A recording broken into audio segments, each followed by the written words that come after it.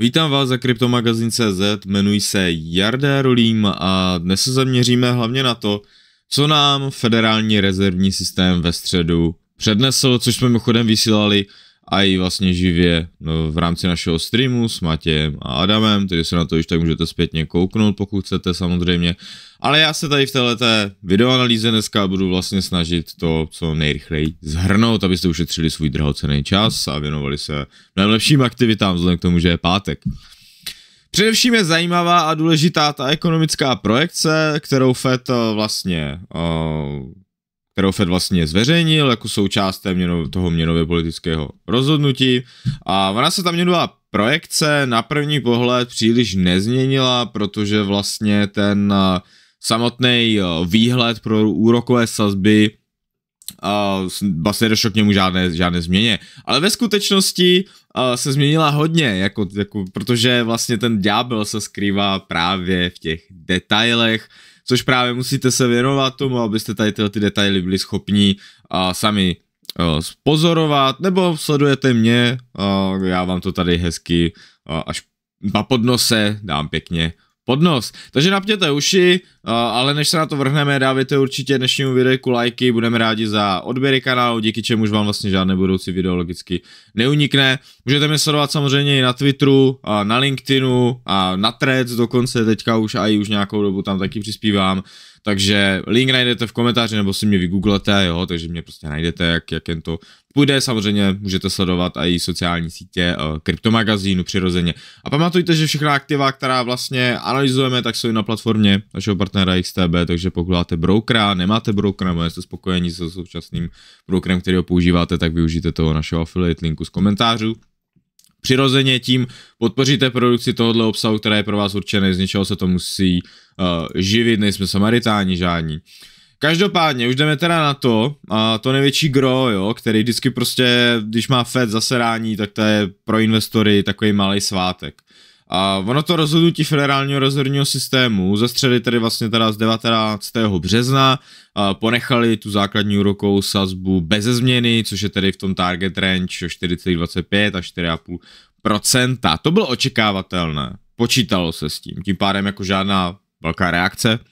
Nikoho to moc nepřekvapovalo, naopak kdyby Fed donesl něco jiného, tak by samozřejmě ty trhy úplně, museli by to zkrátka velmi rychle zase propsat. Ono je to vždycky o tom překvapení, že už je nějaké překvapení, musí se to velmi rychle propisovat, kurzy. A trhy jsou dneska velmi rychle, mnohem rychlejší, než třeba kdy dříve bývaly. A je to třeba takhle chápat, že ta psychologie hnedka o to očekávání tam pracuje. No, Fed zároveň oznámil, že zpomalí ještě teda kromě toho, že teda nesnížili, ponechali ty úrokové sazby bez změny, tedy vlastně zvolili tu stabilitu, jak jsem teďka říkal, ale zároveň vlastně oznámil, že zpomalí tempo redukce své bilance, což známe jako to kvantitativní utahování, což není oficiální název, ale označuje se to tak obecně v obecné rovině, což signalizuje, že centrální banka chce postupovat mnohem opatrněji při snižování té likvidity. Nicméně ty klíčové informace leží v aktualizaci té ekonomické projekce, kterou vlastně máme nyní před sebou, a ta přinesla výrazné zhoršení oproti tomu prosincovému výhledu z roku 2024. Ačkoliv výhled pro základní úrokovou sazbu zůstal pro ten rok 2025 beze změny, což je těch 3,9% mediánová hodnota, změny v dalších klíčových ukazatelích naopak jako vyvolávají obavy, což je hlavně HDP, což je tady, a co je vlastně inflace, celková inflace a jádrová inflace, míra nezaměstnanosti, tam nějaké jako mírné zhoršení je, ale jenom velmi mírné, tam bych to asi úplně neřešil. No zároveň ta data potvrzují moje předešlé úvahy a argumenty, že vlastně ta rizika jsou pořád zcela reálná, naopak se spíš jako zhmotňují a největší změnou je opravdu jako zhoršení, potvrzuje se to hlavně tím zhoršením výhledu pro tu celkovou inflaci a pro tu jádrovou inflaci a jak jsem říkal pro ten hrubý domácí produkt. Ono totiž podle těch aktualizovaných dat HDP má být pro letošní rok nižší až o 4% body z 2,1% na 1,7%. Celková inflace má být vyšší o 0,2%, z 2,5 na 2,7%, taky samozřejmě mediánová hodnota. Jádrová inflace z 2,5% na 2,8%. To je výrazné zhoršení. Je to velmi jako nepěkná kombinace, kombinace vlastně nižšího růstu ekonomiky, ale vyššího růstu cenové hladiny, což je jako docela vražedné, ale není to ještě taková tragédie, upozorňuji, není to taková tragédie, ale zhoršuje se to, jo, a tím vlastně FED je velká instituce, kredibilní instituce a oni pokud opravdu ten výhled takhle jako zhorší v takové kombinaci, tak to není úplně dobré, protože že jo, nižší růst HDP tak vlastně signalizuje zpomalení ekonomické aktivity, zatímco růst inflace, že jo, ještě prohlubuje ten problém. No, protože to je vlastně, my víme tím pádem, že tam asi dojde k nějakým třeba nabídkovým šokům, prostě k růstu nějakých cen, ne kvůli jako tomu, že by rostly mzdy, ale kvůli něčemu, řekněme, externímu, jo, protože vlastně, no, je to složitější, nebudeme se do toho nějak jako zamotávat, dokončíme si to. Oni totiž vlastně tím pádem jako centrální bankéři vlastně u Fedu počítají s tím, že prostě inflace v tom roce 2025, tedy vlastně v letošním roce, zůstane na mnohem vyšších úrovní, než je právě ten cíl, což jsou ty 2%, a což implikuje tedy, že vlastně to snižování úrokových sazeb z jejich strany, tedy to, co se týče základní úrokové sazby, tak nepřijde zrovna jako brzo. No a tento vývoj je problematický, protože vlastně kombinace vyšší inflace, nižší růst reálné ekonomiky a zároveň jako vyšší úrokové sazby často vedou právě k jako vyšší volatilitě právě na těch finančních trzích. Zvyšuje to tu jako nejistotu. Zkrátka jde jako o kombinaci, která prostě není vůbec přívětivá pro akciový trh, pro Bitcoin, tedy pro ty risk assets. No a on vlastně ještě předseda Fedu, Jerome Powell, zdůraznil, že hlavním faktorem zhoršení ekonomických projekcí je právě to zavedení těch nových cel, což není nějak jako překvapivé, zejména těch navržených v rámci vlastně té americké obchodní politiky, že ty cla samozřejmě mohou krátkodobě zvýšit inflaci, protože logicky zvyšují ceny do toho dováženého zboží, že jo, ti importéři to prostě propíšou do těch cen, ale ono je hrozně jako těžké ze strany toho Fedu odhadnout přesně, jak velký dopad ty cla budou mít. Jestli to bude jenom něco jednorázového a velkého, nebo to bude jenom jednorázový a malý šok, nebo naopak to bude mít nějaký dlouhodobější jako dopad, to je strašně jako komplikovaný. My ovšem víme, nebo i Fed to potvrdil, že dochází k růstu vlastně inflačních očekávání ze strany spotřebitelů, což jen zvyšuje tlak na ceny, na akciovém trhu a na Bitcoinu a snižuje obecně jako tu důvěru samozřejmě na trzích. Nemluví opravdu skutečně o tom, že kombinace vyšší inflace a nižšího růstu HDP naznačují, že ta ekonomika může směřovat k stagflaci. Je to jako jedna z těch, řekněme, velmi častých scénářů. Já k tomu neinklinuju úplně, k tomu stagflačnímu scénáři, někteří o tom hodně mluví. Já si spíš myslím, že to bude kombinace vyšší inflace a slabého růstu ekonomiky, což také může samozřejmě ty trhy poslat dolů docela dost. Nenutně do nějakého extrémního medvědího trhu, ale může to klidně prostě vyvolat docela dost hlubokou korekci na trzích, což by nějak nepřekvapilo. Ale nemyslím si, že by mělo dojít opravdu k nějakému tomu apokalyptickému scénáři, což ta stagflace do jisté míry možná jako apokalyptický scénář je. Dle analýzy od Goldman Sachs vyplývá, že vlastně s tou rostoucí ekonomickou nejistotou tak koreluje historický trh práce, respektive jako míra nezaměstnanosti, což je ta spodní linie, zatímco tady máme tu rostoucí ekonomickou nejistotu, ta vrchní linie. Tudíž vlastně ta prioritizace cel a těch úsporných fiskálních opatření ze strany administrativy Donalda Trumpa spolu s těmi jako nedávnými zprávami od nich o možné jako o krátkodobé ekonomické slabosti, což je mimochodem jejich cíl. Oni chtějí opravdu jako zhoršit očekávání, protože tím zároveň sníží tržní úrokové míry a možná i donutí Fed snížit tu základní úrokovou sazbu. Oni to dělají záměrně. Oni nechcou jako vyloženě způsobit ekonomickou recesi nebo něco takového. A oni chcou prostě krotit ta očekávání, protože skrze ta očekávání jsou schopni, řekněme, v vozovkách manipulovat s tržními výnosy na dluhopisovém trhu. Tudíž potom oni, když refinancují ty obrovské dluhy, které mají, tak je to za mnohem jako nižší úrok, což se potom počítá samozřejmě v dlouhodobém horizontu. Trhy každopádně začínají více zohledňovat skutečně jako možnost té ekonomické recese. Vidíme to i tady na tom indexu, který máme teďka před sebou. A i pospolu vlastně s tou vyšší inflací to dává smysl a Fed to svou ekonomickou projekcí tak nějak potvrdil, což už jsme tak nějak tušili. Takže tady máme prostě zase docela dost turbulentní období, je třeba se obrnit, připravit se na to, že může se do jisté míry zopakovat ten rok 2022. Jo, což znamená, že tehdy vlastně Bitcoin padl v okolí 86% dolů od vlastně all time high a akciové trhy padly taky o docela dost velká čísla, teď nechci říkat žádná konkrétní čísla, protože si nejsem jistý, nepamatuju si, ale bylo to dost. Tím neříkám, že se to zopakuje úplně jak přes kopírák, tohle to nikdy nefunguje, jako přes kopírák to nikdy není, ale musíte počítat s tím, že prostě v takových turbulentních období může opravdu docházet k dost významným kurzovým propadům, protože to makro je velmi nepříznivé v současnosti. Varoval jsem předtím všechny své sledující, že nevíme, kdy to přijde, ale že to pravděpodobně přijde někdy jako v dohledné době. Já vím, mluvím o tom už asi rok minimálně, možná i déle, ale ono se to nedá prostě odhadnout. Nedá. My víme akorát, my sledujeme ty indikátory se můžou změnit, že jo, ta data se můžou změnit, že je tam prostě strašně moc faktorů a jenom hádáme, o ničem jenom to není, ale sledovali jsme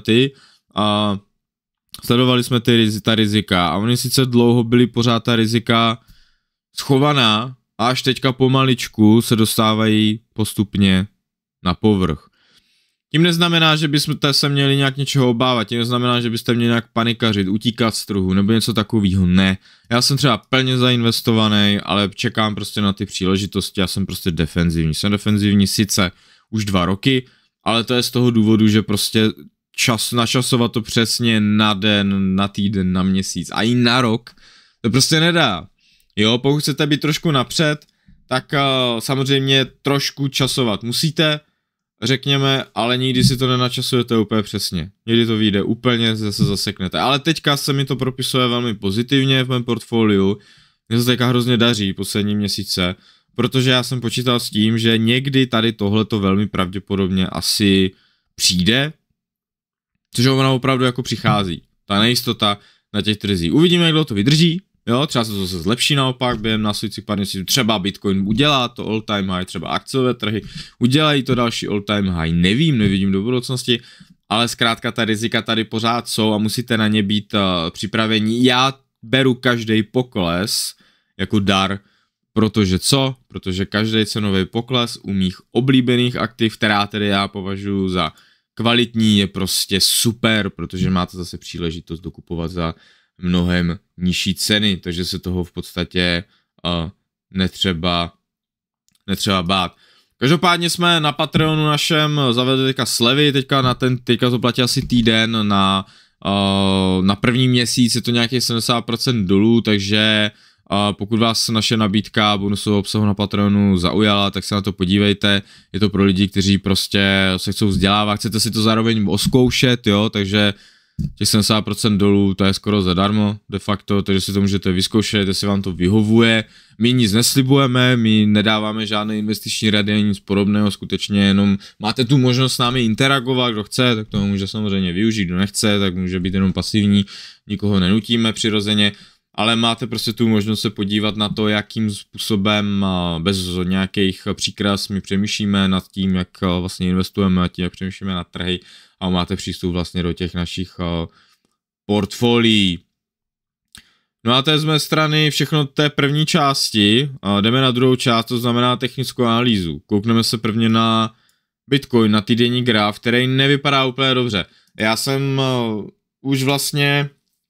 Ono to tak nějak od poloviny ledna už tak nějak směřuje skutečně k tomu, že těch $70,000 otestujeme. Já jsem zmiňoval hrozně dlouhou dobu, že prismatem té technické analýzy se mi úplně nelíbí ta stranová konsolidace, která prostě byla jednoznačně, nebo mně to přišlo jako jednoznačný, že je bearish, ale ono je to hodně individuální, samozřejmě záleží prostě co preferujete, jaký styl, na co se zaměřujete, price action je prostě s tomhletom strašně super, je miliarda technických indikátorů, které jsou dost často archaické, ale price action je prostě price action, to znamená cenová akce s objemy, to nikdy nelže, řekněme, volume profile, taky super. No a já jsem prostě z toho viděl, z toho price action, že ta síla ze strany bíků není nic moc a to nám ukazuje i v těch chvílích, že ti kupci prostě nejsou příliš aktivní na těch současných cenách, ve kterých jsme.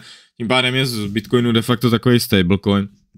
Pořád se držíme zhruba kolem nějakých těch 81-82 tisíc dolarů a vypadalo to nadějně ten týden, že se přiblížíme velmi blízko k té naší jako rezistenci, kterou máme kolem 90 až 92 tisíc dolarů.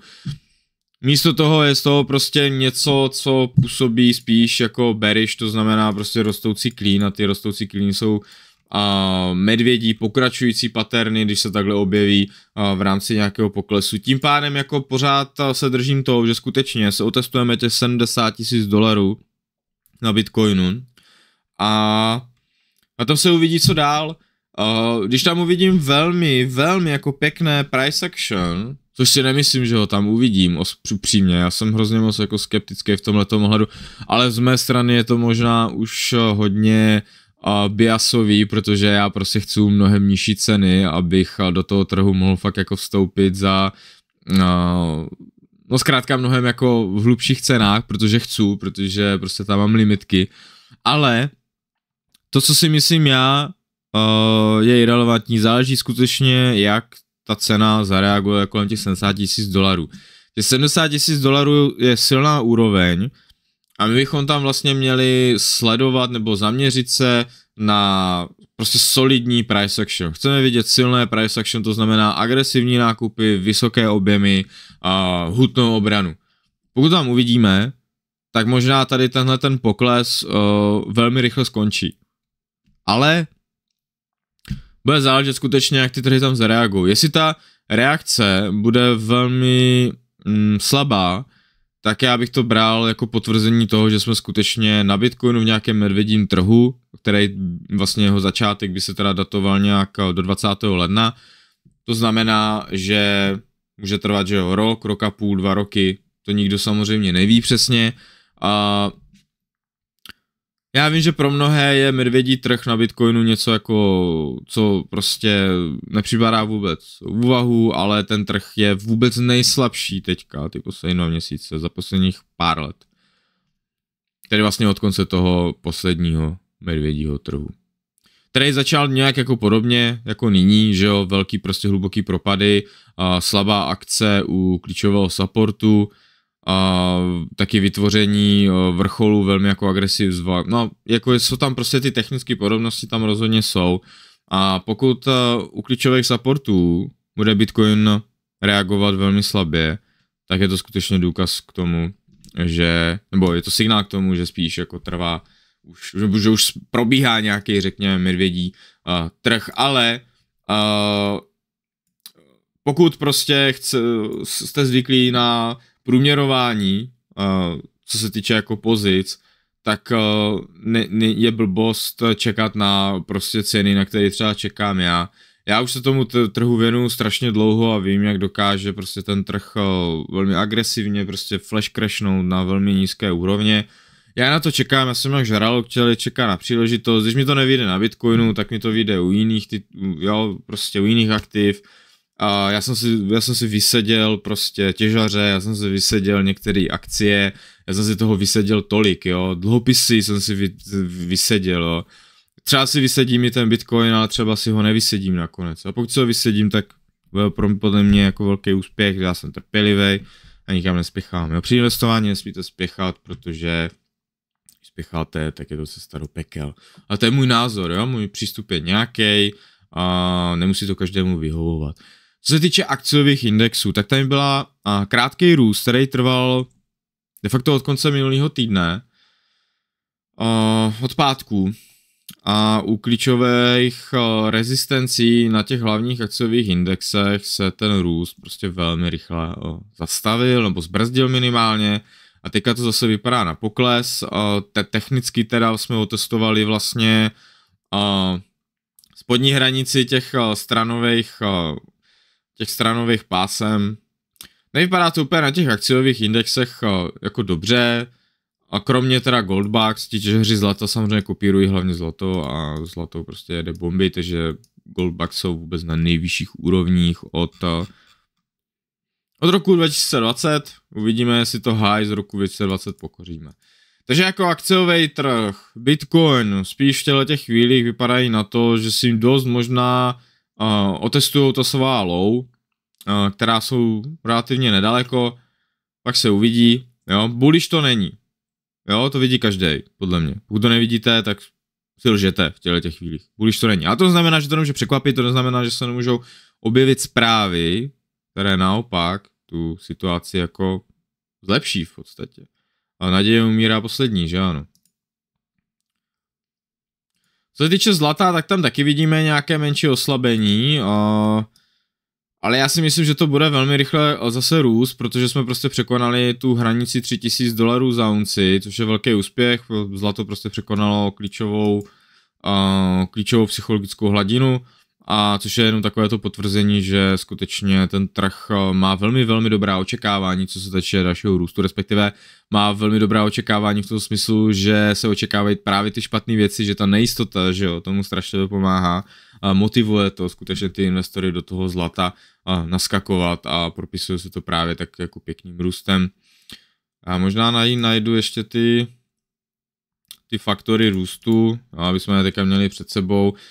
Já tady s těmi faktory růstu u zlata pracuji už více jak 2 roky zhruba. Poprvé jsem je zmiňoval, myslím, někdy v roce 2023 právě v polovině roce. A jsem s nimi už začal tak nějak jako veřejně pracovat jako s možností, proč právě jako to zlato se možná bude skutečně blížit k tomu, že teda, vlastně to bylo už trošku dřív možná, nebo já osobně jsem s tím pracoval už tak nějak na přelomu roku 22 a 23, no. Ale veřejně jsem o tom začal mluvit až někdy právě v létě, no a to bylo těsně předtím právě, co to potom udělalo, tu růstovou vlnu, která trvá vlastně doteď. Tím neříkám, že jsem nějaký Nostradamus, jo, nebo že prostě vidím do budoucnosti, jak jsem úžasnej, ale tady můžete vidět, že když máte právě ty jako solidní argumenty pro jako tezi investiční, tak se to může skutečně jako propsat velmi dobře ve váš prospěch. Takže tím vás chci vlastně motivovat k tomu, že i když neděláte v žádným korporátu, nemáte prostě ta data, nemáte Bloomberg terminál, jo, protože kdo má Bloomberg terminál, tak jako to je super, máte obrovskou konkurenční výhodu, protože tam máte prostě feedy, že jo, se všema analytikama a máte to prostě všechno pod nosem, jo. Já když měl Bloomberg terminál, tyjo, tak já toho sedím, já ani nespím možná, jo. Zkrátka je to, zkrátka prostě i když nemáte ty nástroje, nemáte někoho, kdo by vám jako přímo poradil, jo, nemáte prostě to zázemí nějaké instituce, jo, tak prostě i tak jako retailový investor můžete pracovat na těch trzích a vytvářet si prostě nějaký investiční teze, které se skutečně potom můžou propsat velmi dobře. Takže se vzdělávejte, bojujte s tím, já si myslím, že se to vyplatí, když to bolí, budete unavení a tak dále, jak budete starší, já pořád ještě jsem mladý teda, ale doufám, že bude 50, tak prostě si řeknu jo, byl jsem dobrý a jsem za to rád, protože prostě jo, budu někde úplně jinde. Tak jo, bylo z mé strany všechno, přátelé, užijte si páteční večer, užijte si hlavně víkend, počíňte si a hodně štěstí do toho nového týdne samozřejmě. A nezapomeňte na ty odběry, určitě dávejte ty lajky, budeme za to moc rádi. A já se na vás budu tedy těšit příště i s Kamilem. Po Švicem tady ve středu budeme mít stream, uděláme si on-chain analýzu, budeme se zaměřovat tedy na Bitcoin a uvidíme teda, jak se to propíše hlavně na tom Bitcoinu, což je takové naše nejoblíbenější aktivum, o kterém pořád mluvíme a nejvíc budí taky samozřejmě nějaké ty emoce. Tak jo, tak zdár už definitivně, mějte se.